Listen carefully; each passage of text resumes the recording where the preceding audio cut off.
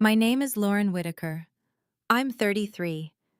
6 days after we buried my mother, I was standing in my childhood kitchen at 9:47 in the morning when my father looked me dead in the eyes and said, "Eleanor left everything to me. The house, the savings, all of it. And if you want to make this difficult, I'll make sure everyone knows exactly how you treated her at the end." I remember every detail of that moment. The white laminate countertop I'd eaten breakfast on for 18 years, the smell of coffee I hadn't made, the sound of a woman's laugh from upstairs. Carla, my father's girlfriend, the one who'd shown up at my mother's hospital room 2 days before she died, and asked, within earshot of the nursing staff, about the layout of the house. My mother's rings were already on Carla's fingers. I'd counted 3 of them. "Dad," I said. My voice came out steadier than I felt.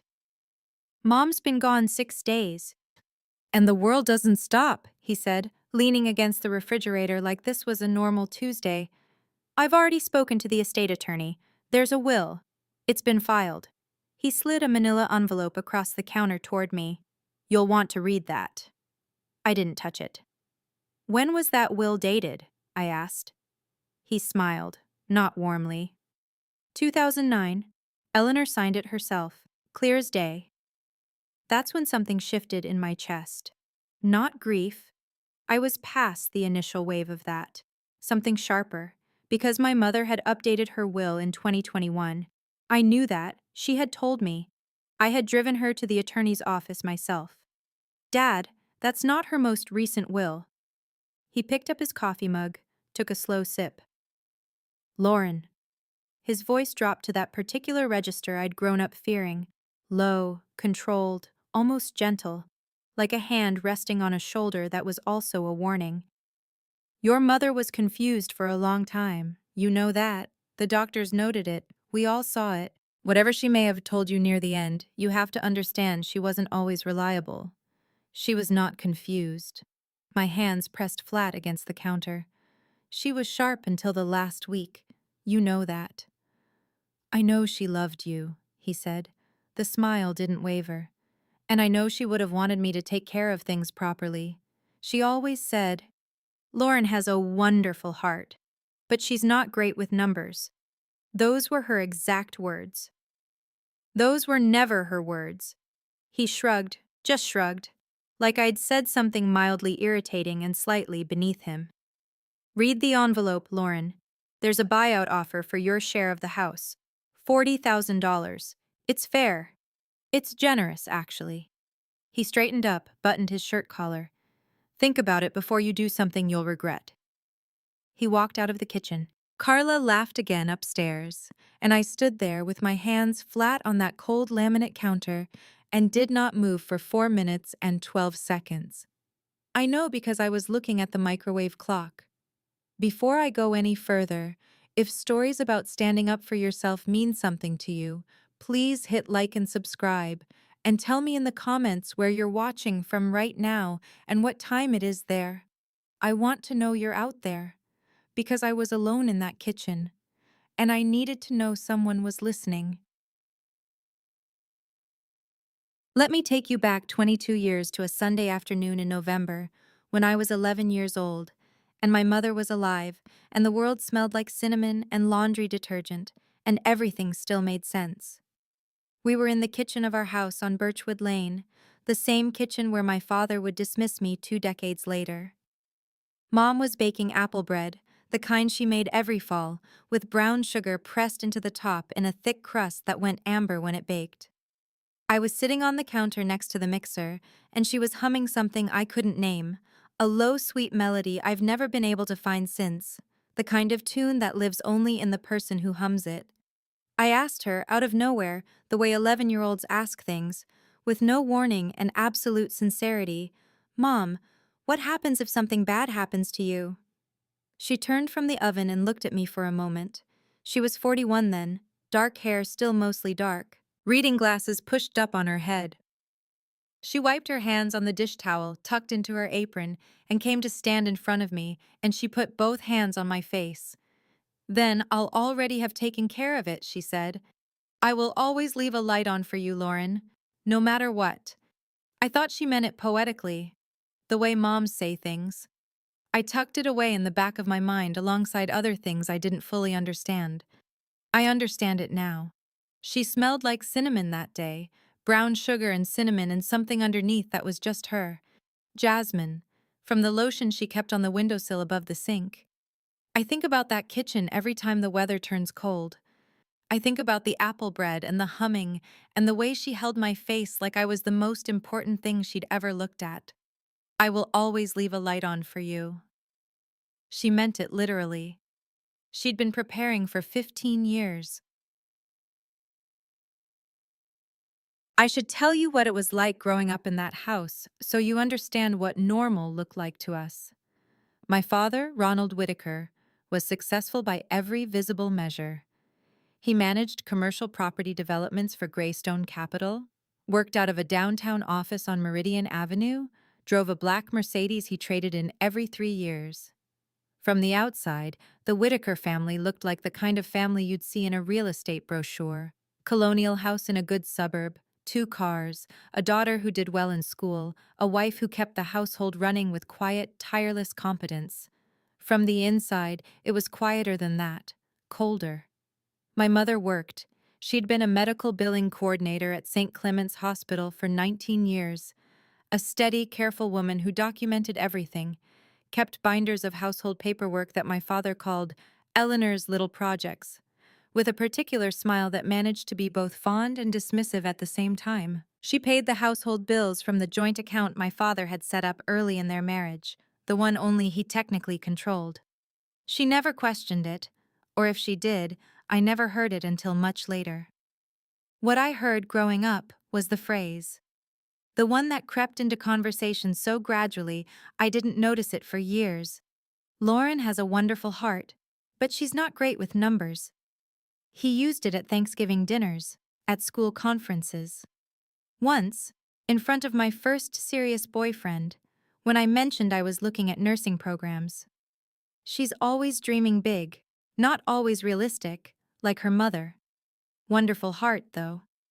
He said it about my mother in the same breath, in the same tone, so that, like her mother, became an explanation rather than a compliment.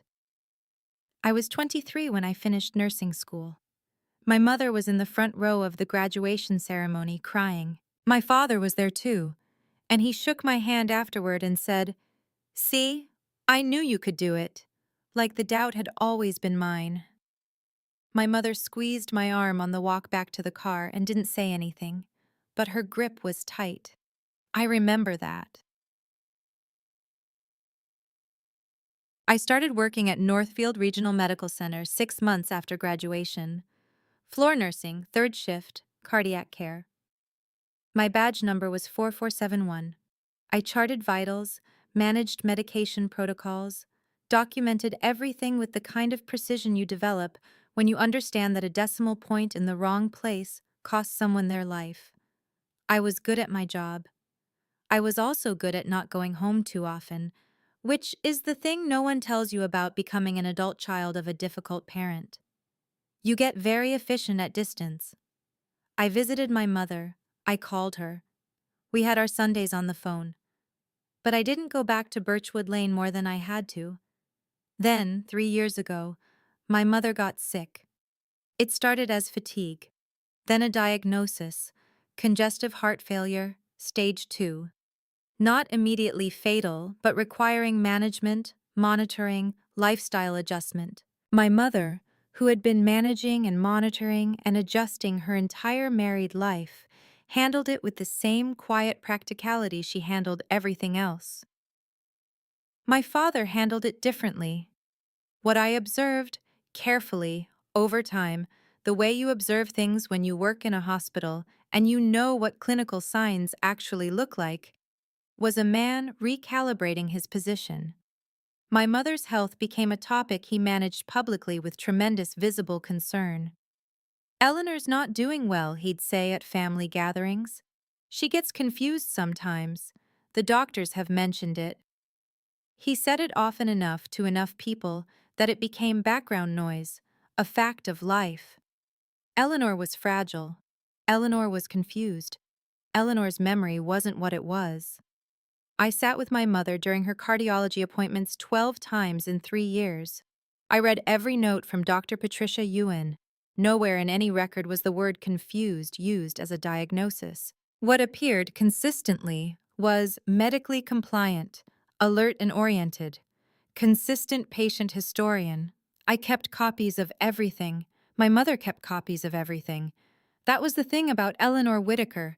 She documented like someone who knew she was building a case.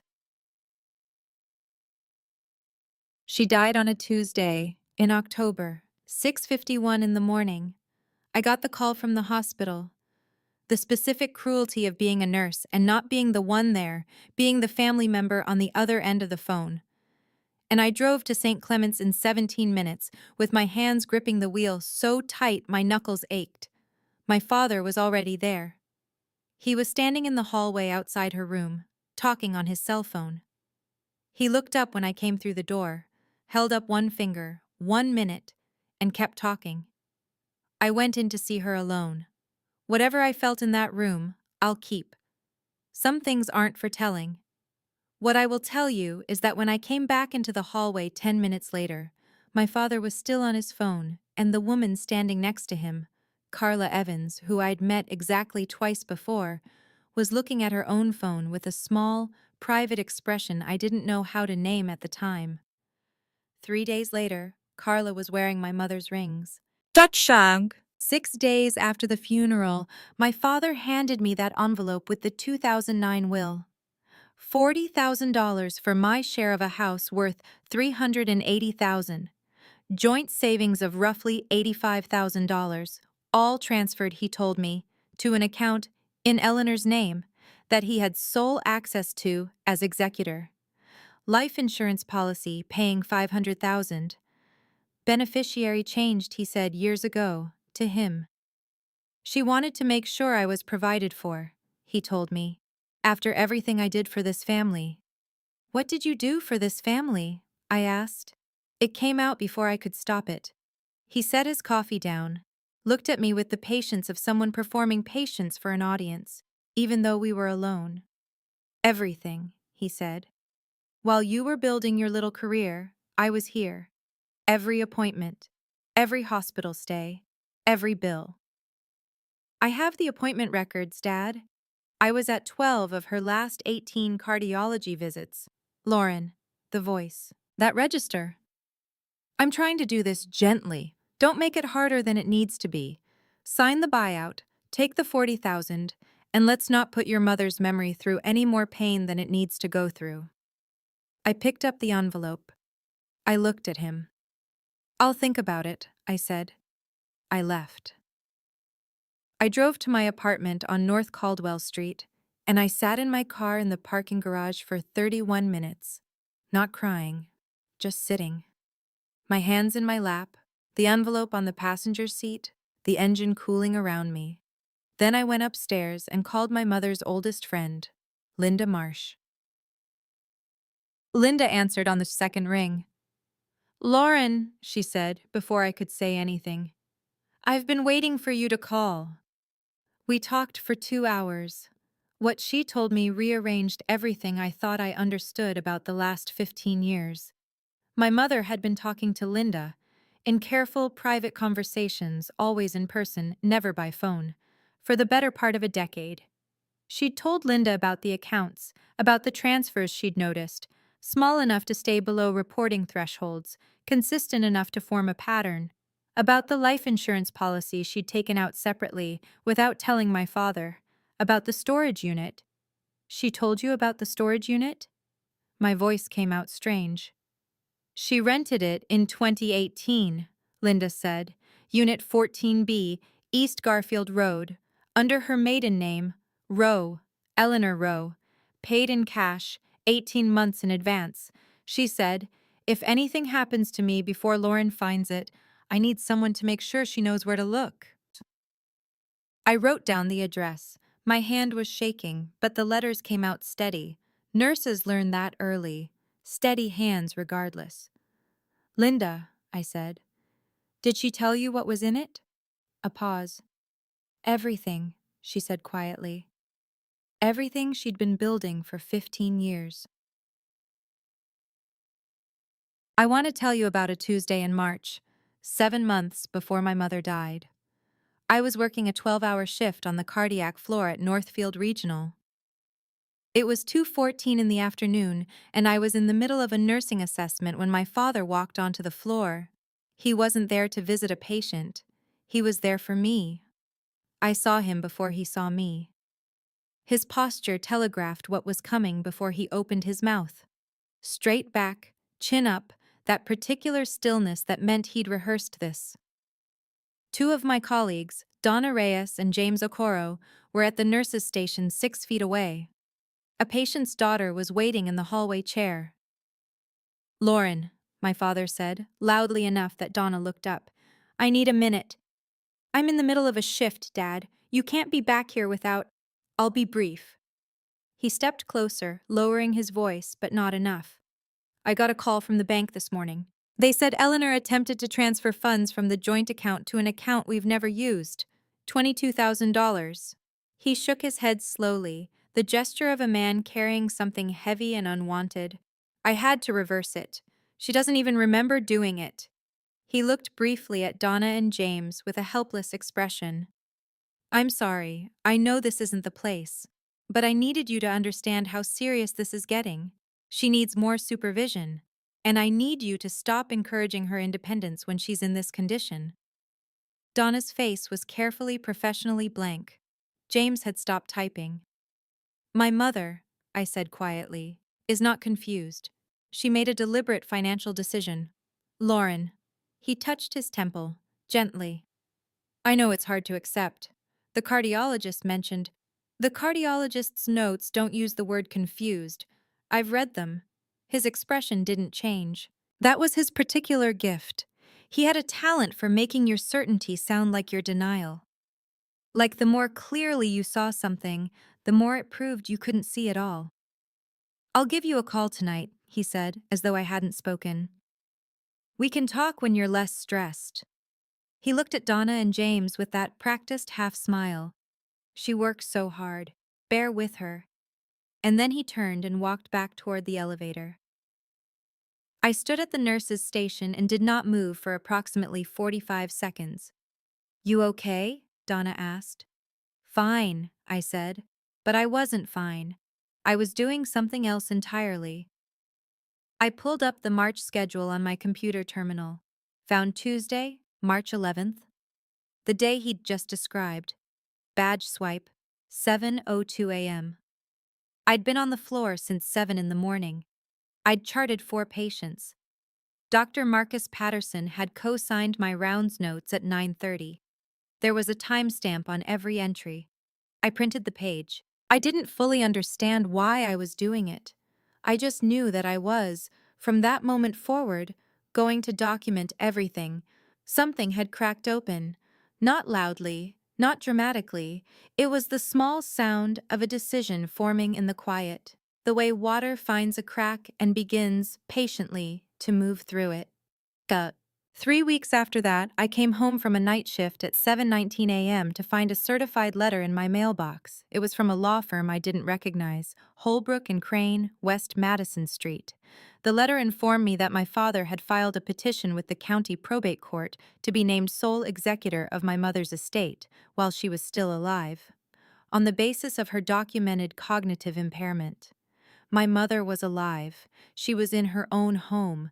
She had not been declared incapacitated by any court or physician. I called her immediately. She answered on the first ring. "I know," she said, before I could speak.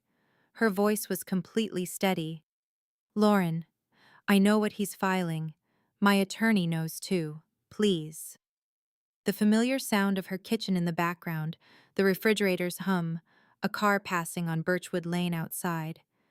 "Come see me on Sunday. Come for coffee. But don't say any of this in the house." I asked why not. "Because he put a voice recorder in the kitchen." I sat on the edge of my bed for a long time after that call. The certified letter was in my hands. My mother's voice was in my ears. Steady, measured, the voice of a woman who had been managing something enormous and silent for a very long time. I understood in that moment that I had been the last one to know. I went to the storage unit on East Garfield Road at 7:30 on a Thursday morning, 4 days after I spoke with Linda Marsh. Unit 14B, rented in the name of Eleanor M. Rowe. The key Linda gave me was a small silver one on a plain ring. No label, no identification, the kind of key that could be anything. It unlocked everything. The unit was roughly 8 feet by 10. No furniture, just a metal shelving rack, 2 gray file boxes, a plastic tub sealed with clear packing tape, and a small fireproof safe set against the back wall. The kind you bolt to the floor for security, but this one was just sitting there, waiting. On top of the plastic tub, held in place with a rubber band around an envelope, was a note in my mother's handwriting. The neat, unhurried cursive she'd had since I was a child. For Lauren. Open alone. My throat closed.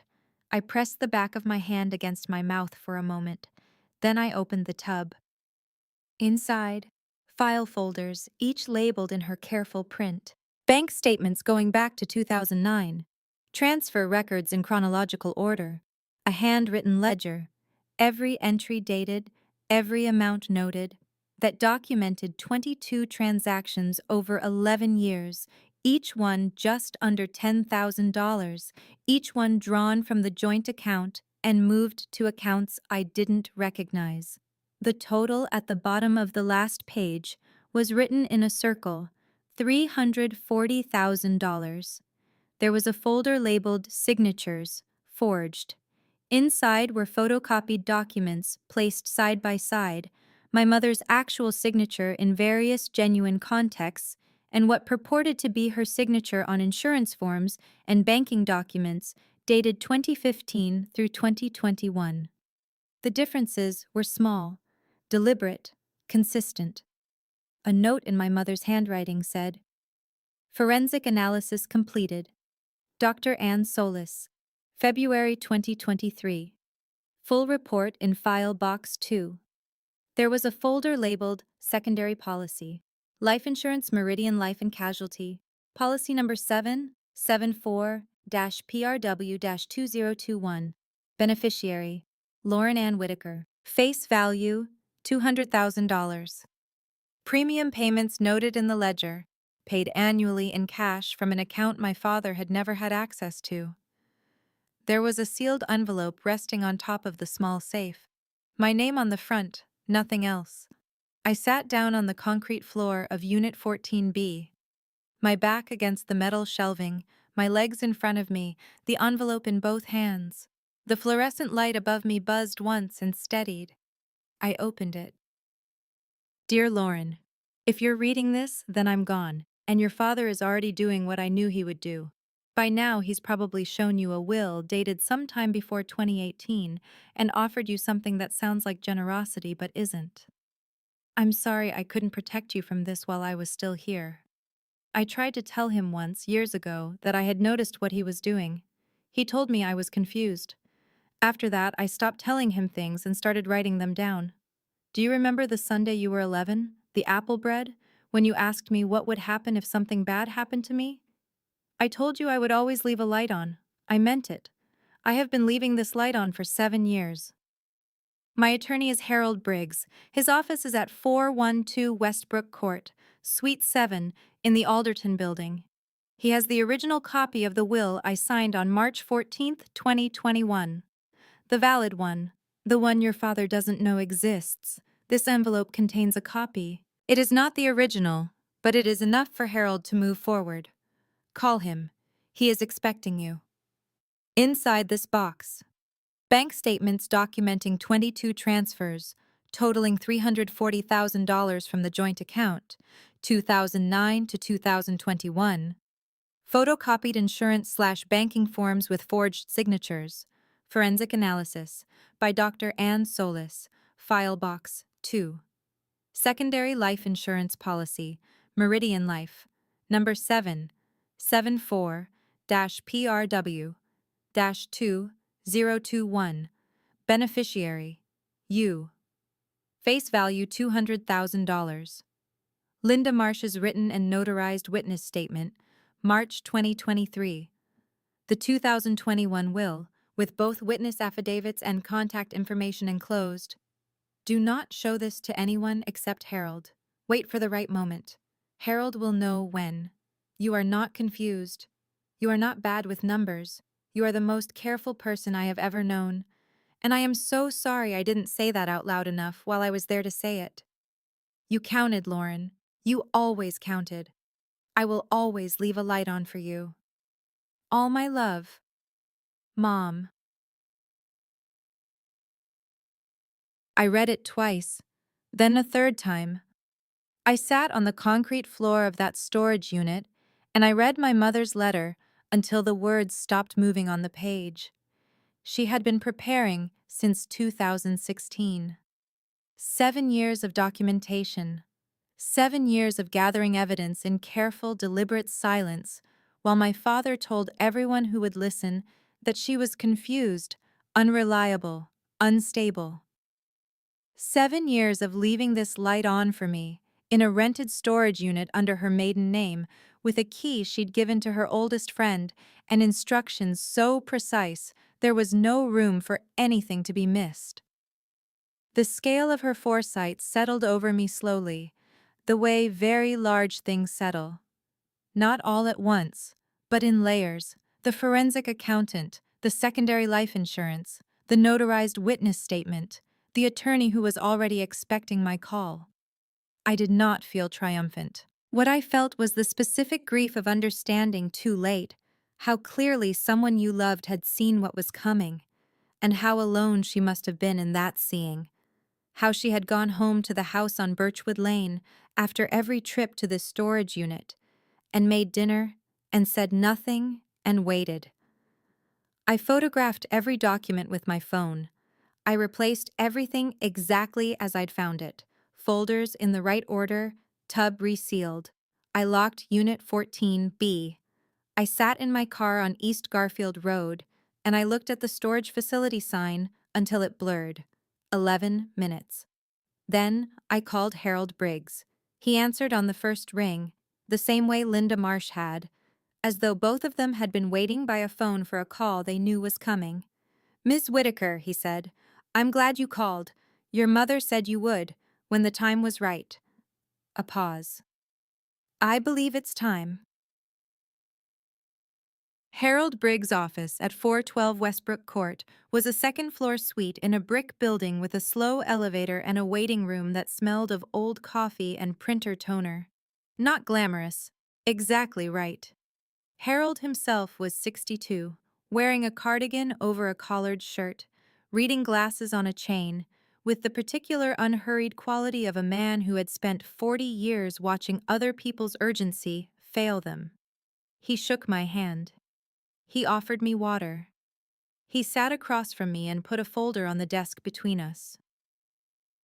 "Your mother first came to see me in 2016, he said. "We updated the will twice. The final version is dated March 14th, 2021, 6 weeks after your father filed his informal petition to be named sole executor. She wanted to make sure it was, in her words, airtight." He tapped the folder. "It is." He walked me through everything.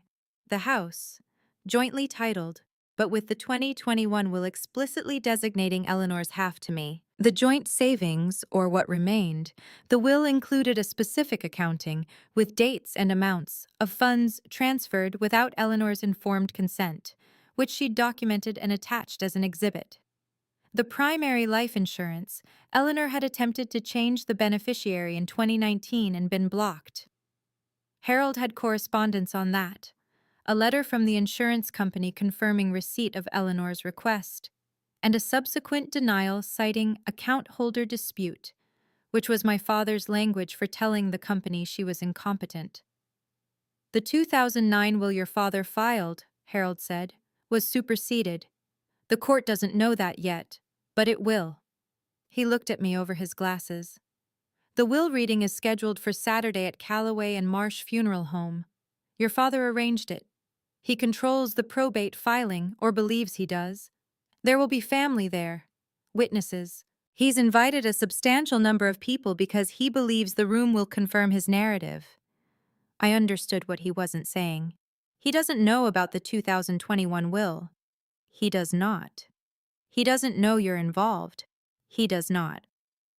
I thought about my mother, driving to this building 6 weeks after my father tried to have her declared incompetent, parking in the lot below, riding this slow elevator, sitting in this chair across this desk and making her preparations, closing the folder, riding the elevator back down, going home to make dinner. She never said a word to me, I said. Even on the phone, even on Sundays. Harold nodded. She said to tell you, she was never confused, she just knew when to be quiet.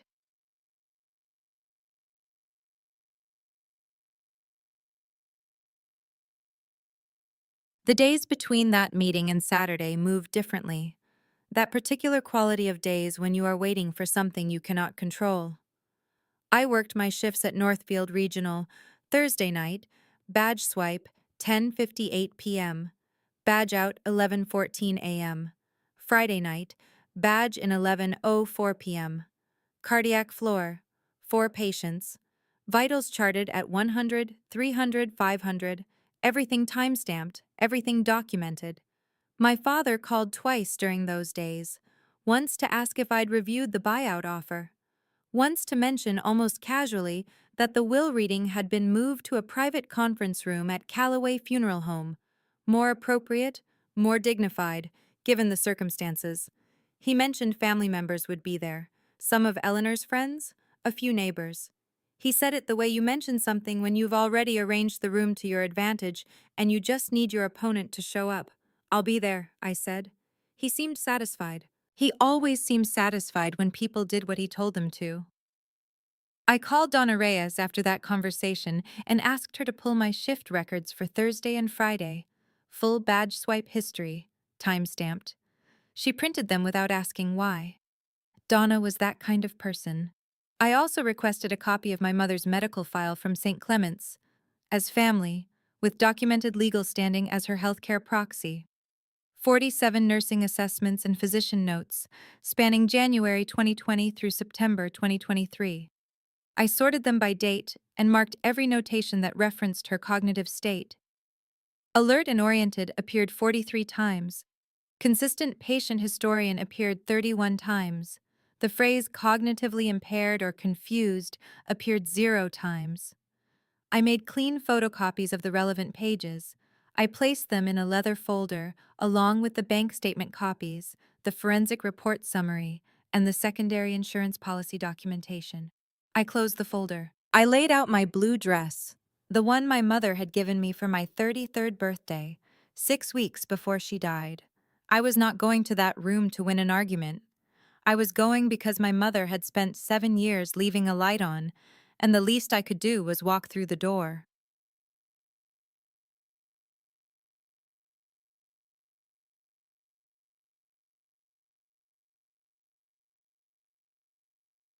Callaway and Marsh Funeral Home occupied a white colonial building on Riverside Drive, about 12 minutes from the house I grew up in. Landscaped hedges along the parking lot, a flagpole, the particular hushed quality of a building designed to contain enormous emotion within perfectly ordinary walls. It was a Saturday morning in November.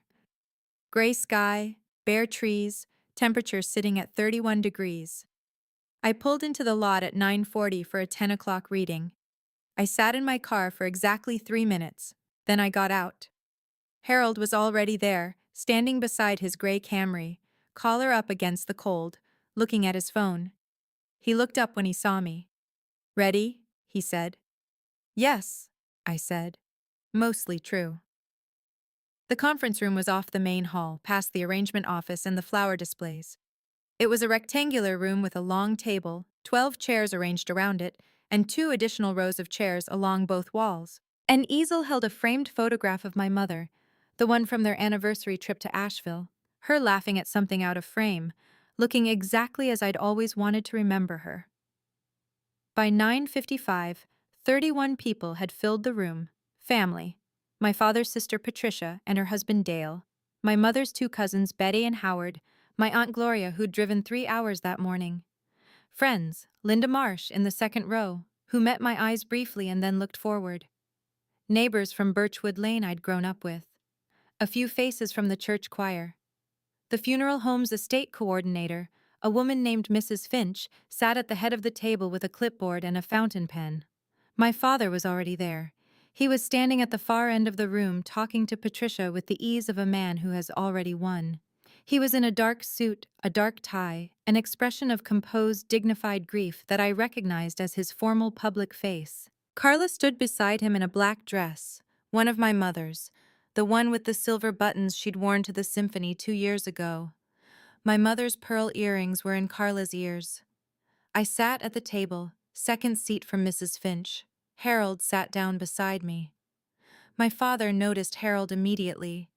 His eyes moved to him, then back to Patricia, then back to Harold with a slight recalibration, the barest tightening around the eyes, the adjustment of a man encountering an unexpected variable. He didn't say anything. He sat down at the far end of the table. At 10 o'clock exactly, Mrs. Finch cleared her throat. We're gathered this morning for the reading of Eleanor Whitaker's last will and testament, as filed with Westbrook County Probate Court. The document before us is dated. Before we begin, my father's voice, measured, resonant, commanding attention without effort, a skill he'd cultivated for 40 years. The room turned to him with the automatic deference of people who have always turned to him. He stood up. He looked around the table with the expression of a man who has earned the right to speak first at every gathering he's ever attended. Then he looked at me. I just want to say, Eleanor was the heart of this family. She would have wanted today to be dignified. I know some of you have questions. He paused. Grief, practiced and precise. Lauren. He said my name with the warmth of someone performing warmth for an audience. I know this is hard. Eleanor would have wanted me to make sure you're taken care of. She always said, Lauren has a wonderful heart, but she's not great with numbers. He smiled. Sad, patient, performative. I'm going to honor her wishes and see that you're provided for. 31 people were looking at me. I looked at my hands for one moment. Then I looked up. Thank you, Dad, I said. My voice was completely level. Before Mrs. Finch reads, I'd like to introduce Harold Briggs. He's an attorney who represented my mother. He has something relevant to the proceedings. A flicker crossed my father's face, the smallest recalibration. Lauren, this isn't the appropriate time to... Harold, I said. Harold stood. He placed a document in front of Mrs. Finch and simultaneously passed copied packets down both sides of the table so that every person in that room received one at the same moment. My name is Harold Briggs, Estate Attorney, Westbrook County Bar No. 3, 1-7724. I represent the late Eleanor Whitaker. The document you're holding is Eleanor's valid last will and testament, signed March 14, 2021, witnessed by two parties whose notarized affidavits are included in your packet. This document was filed with Westbrook County Probate Court this morning at 7:45 a.m. His voice was even, professional, unhurried. This document supersedes any prior will under standard succession law. I'd like to walk through the key provisions now if the room is ready. My father said, that will is not, and stopped. I think he stopped because he saw Linda Marsh's face, which had moved from careful neutrality to something I could only describe as relief. He looked at Patricia. Patricia was reading. He looked at Howard, who was also reading, his expression sharpening as he moved from the first page to the second. Dad, I said quietly, the will was filed this morning. It's a matter of public record now. Your mother was not. He paused. The word was right there, the word he'd been using for years, the one that was supposed to end every argument before it started. The room was very quiet, 31 people breathing, waiting to see if he would say it. He said it. Your mother was not in a reliable mental state in 2021. This is documented. You all know she struggled. Harold opened a second folder. The medical records from St. Clement's Hospital spanning January 2020 through September 2023. He passed these down the table as well. You'll notice that in none of these 47 clinical assessments does any physician or nurse describe Ms. Whitaker as confused, cognitively impaired, or unreliable. The phrase alert and oriented appears in 43 of the 47 documents. Consistent patient historian appears in 31. He set down the folder. These are the official clinical records. They are not in dispute. The room was very quiet in a different way now. My father's jaw had tightened visibly. This is manufactured, he said. His voice had lost some of its composed quality. Lauren has been trying to undermine this estate process since Eleanor died. You all know Eleanor was struggling. I was there every day. I managed everything. I managed her medications, her appointments. You managed the accounts, I said. I opened my leather folder. I was calm. My hands were steady. 22 years of nursing training had given me this at least. The ability to keep your hands steady when everything else is not. For 22 years, you managed the joint accounts. There are bank statements here, copies, the originals are secured, documenting 22 transfers from that joint account between 2009 and 2021. Each transfer was structured below the $10,000 federal reporting threshold. Deliberately. The total is $340,000. I slid the copies onto the table. A forensic accountant named Dr. Ann Solis reviewed the transfer records and the accompanying documents. Her report is in the packet Harold distributed. You'll find it on page 4. Betty, my mother's cousin, had gone very still. She was looking at the numbers. There are also documents here related to the primary life insurance policy, $500,000. My mother attempted to change the beneficiary designation in 2019. There is a letter in her handwriting, and a corresponding letter from the insurance company confirming receipt of that request. The change was never processed. I looked at my father directly. Harold's office is pursuing that separately. My father stood up from his chair. The pretense of composed grief had dropped. What was underneath it was something harder, colder, the thing I'd been watching my entire life operate under the surface of the performance. This is a fabrication, he said. His voice was low and tight. Eleanor was paranoid for years. I protected her. I gave up my own opportunities to be there for her, and this is what you do. You take her paranoia and you drag it into this room and you call it evidence. The jewelry, said Linda Marsh. The room turned toward her. Linda Marsh had the particular authority of someone who is never loud because she has never needed to be. She was looking at Carla, who had gone completely still beside my father, the pearl earrings catching the overhead light. Eleanor gave me a written inventory of her personal jewelry in 2022, Linda said. A detailed list with descriptions and appraised values, witnessed and notarized. She reached into her bag and produced a folded page, which she laid flat on the table in front of her. Items that were Eleanor's personal property, not marital assets. If anyone would like to verify which pieces should be part of the estate rather than elsewhere, I'm happy to share this.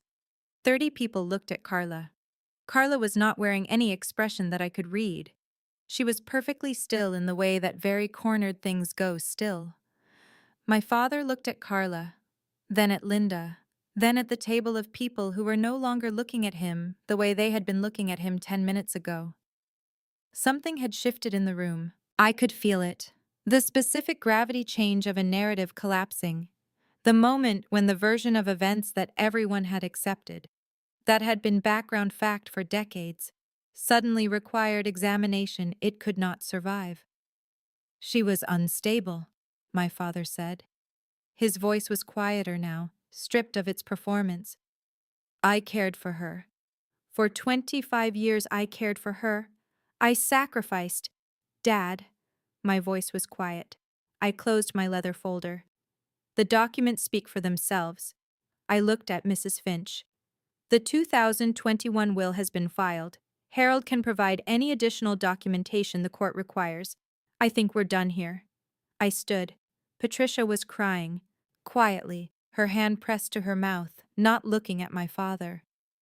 Aunt Gloria had the transfer records in front of her reading, her expression moving through something I'd never seen on her face before. The slow arrival of a conclusion she hadn't wanted to reach. Howard had turned to look at my father with the expression of a man who has just recognized that he's been trusting the wrong account of events for a very long time. My father said, "Lauren." I was already at the door.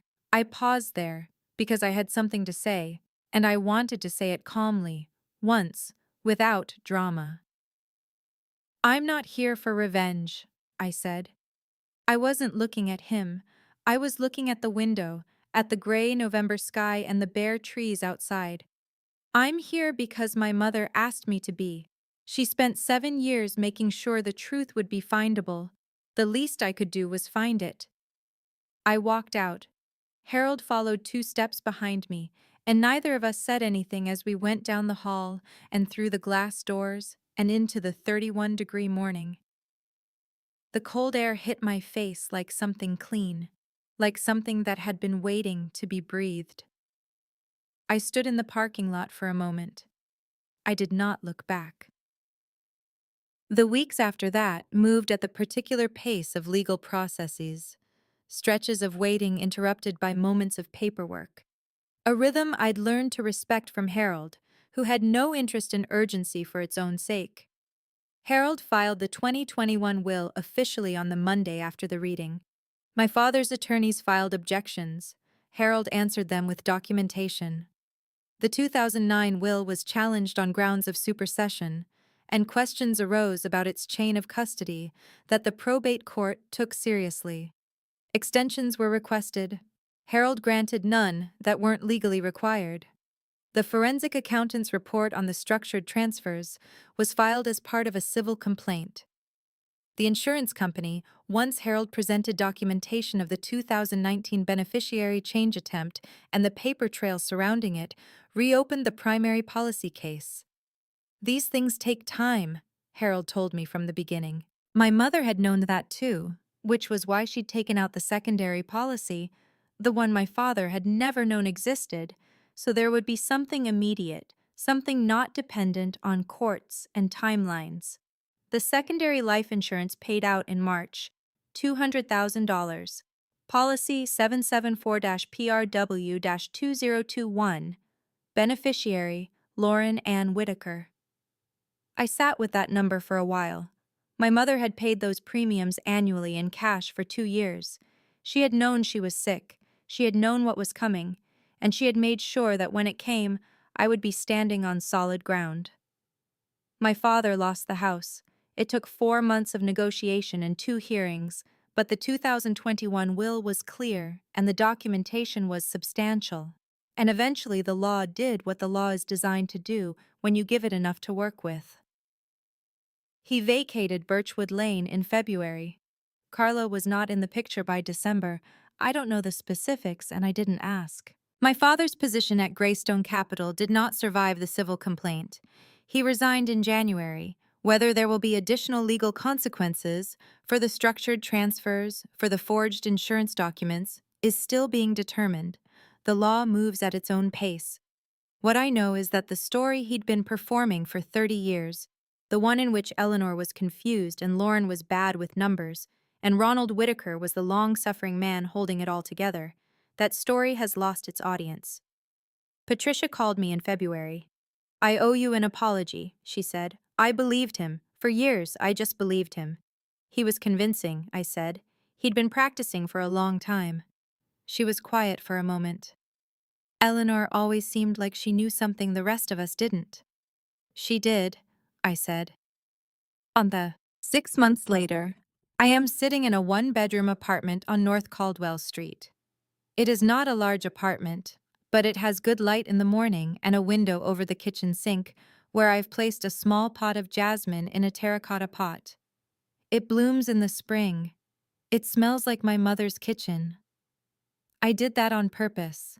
The $200,000 from the secondary policy went to several places. Student loans cleared in full, 60,000 into an investment account with a financial advisor my mother had recommended in a separate note tucked into the file boxes.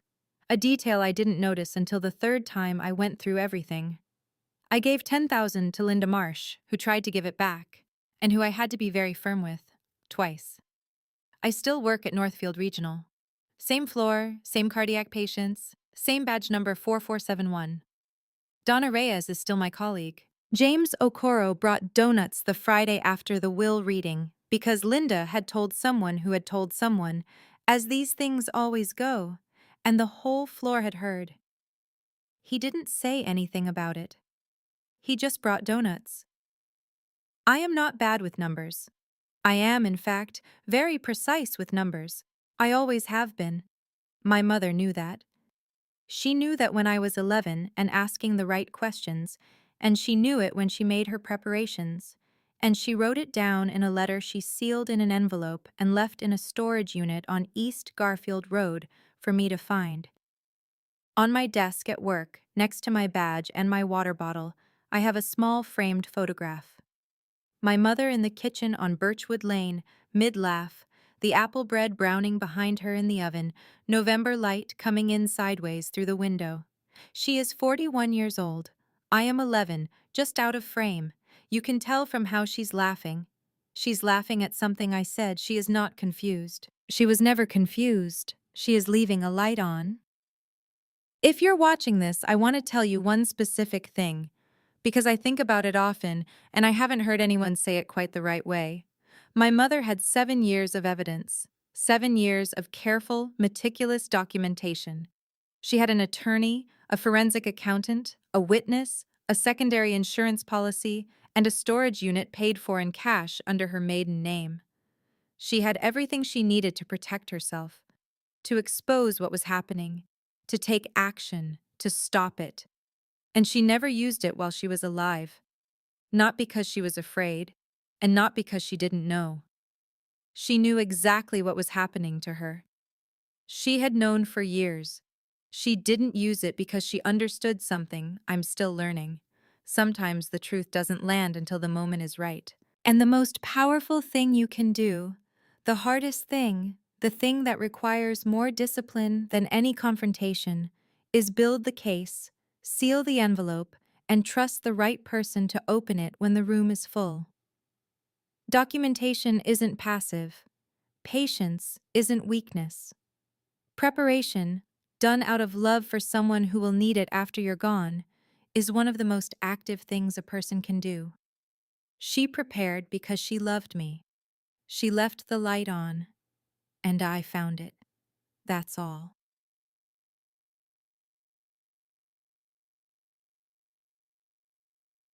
Right now, I'm standing in my kitchen on North Caldwell Street. The jasmine is on the windowsill, and the coffee is done, and it is 7:03 in the morning on a Tuesday in May. Cold tile under my feet, warm cup, gray sky outside that will probably burn off by noon. I think about Birchwood Lane sometimes, the kitchen, the counter, apple bread in November, the way my mother's hands smelled like cinnamon and felt like the whole world. She left the light on. I found it. That's enough. If you've ever had someone prepare a safety net for you that you didn't know existed until you needed it, someone who loved you quietly and practically and ahead of time, who worked in the background, so that when everything fell apart, you would still be standing, type "she left a light on" in the comments. And if you're the one doing the preparing right now, building something careful and steady for someone you love, someone you hope will find what you're leaving behind, type "I'm leaving the light on." Both matter. Both are acts of love. Both are brave in ways that are very hard to explain to people who haven't had to do either one. If this story meant something to you, check the description for more stories just like this one. Thank you for being here. Take care of yourselves out there.